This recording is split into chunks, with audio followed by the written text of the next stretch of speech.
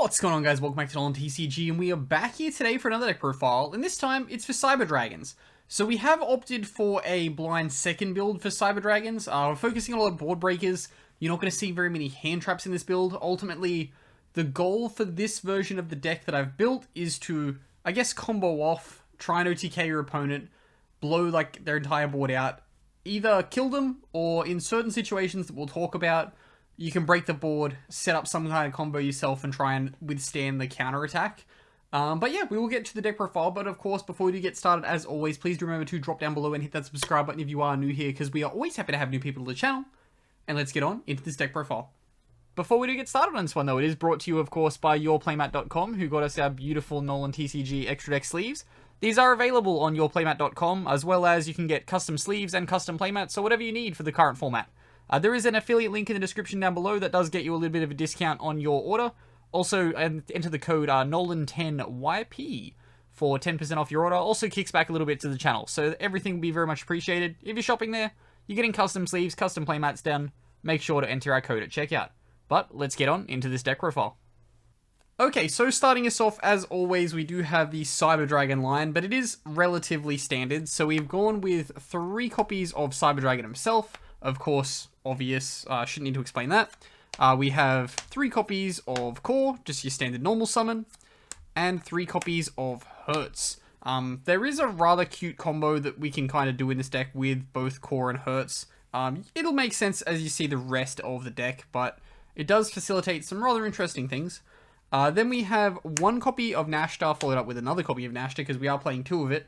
Very rarely will I use like the Reborn effect of this card unless it's on the 4th turn. If I've, say, Dark Ruled, haven't been able to kill my opponent, then I'll go for that to try and bring back what's like, say if I've lost the Infinity, I'll bring back and then go through, try and kill from that point on. But ultimately it is just here as a kind of extended against our link plays when we're trying to OTK. I do then have 1 copy of Jizukiru as the first of the board breakers. This is effectively just a kaiju. It's what it is. It's the machine one. It's archetypally sound. We do have 1 copy of Pankratops after that. I would like to, like, 50-50 toss up on including the Beast in here as well. I think it's Zuking Alpha. But I didn't find mine. When I was testing this, worked fine when I was switching between that and then another card that we're going to talk about in a second. But ultimately, when I was putting this onto paper, I couldn't find where it was. So I will tell you the card to cut if you do want to test that out. It is just another card that can help you board break in the sense of Pankratops. The next card in here is 1 copy of Evil Twins, Kill and Leela. This is here because of a certain spell card that we're playing, which we should probably make sense now. Also, yeah, rather cute. If you have Core Hertz, you can also then summon this, and that's really funny. Then we have our, I guess, going first setup cards if we're made to go first, or what things that we want to kind of have on board. It is our 2 copies of Galaxy Soldier, helps us get through to our Infinity, and then 1 copy of Therian King Regulus. I was switching between having the Zuking Alpha and 2 Reguluses. Those were kind of the 2 cards that I changed around. I don't have 2 Reguluses, which is why I was going to go for the Alpha. But really, you can switch between either of them. You can find room to play both if you want to find room to play both. Granted, of course, if you're not playing the Evil Twin, Kill and Leela, that does free you up room for both of them. Then we get to our spell cards, and we do have our 3 copies of Machine Dupe. Of course, you activate Machine Dupe in this deck, you're just going to pop off. 3 copies of Cyber Emergency. It's close to every card in the deck, so why not play it? Then we have our 1 of, so playing 1 copy of Repair Plant, our 1 fusion spell of choice. You can switch between this and Cyber Load, doesn't really matter all that much. And then 1 copy of Rev System as well. This is like your standard extender. Then we have our 1 copy of Called by the Grave coming through after that as the first of our, I guess, kill cards. Monster Reborn is the 40th card in this list. Cut it for whatever you wish to put in. Then we have our board breakers. So starting us off, we have our 3 copies of Super Poly. Of course, we're just going to try and clear off as much as we can without being able to be responded to. Kind of blanket out of the way. Let's go. 3 copies of Dark Ruler up next. This is the card that no doing damage. So, yes, it's good. But B, you need to be mindful as to, yes, you're going to clear your opponent's board. But what do you have to follow up? Typically, you want to try and, you want to blank the board, make the Infinity, steal something. So that way you have a negate on board next turn. 3 copies of Triple Tactics Talents. Of course, it's just one of the standard board breakers in the moment that goes in every deck.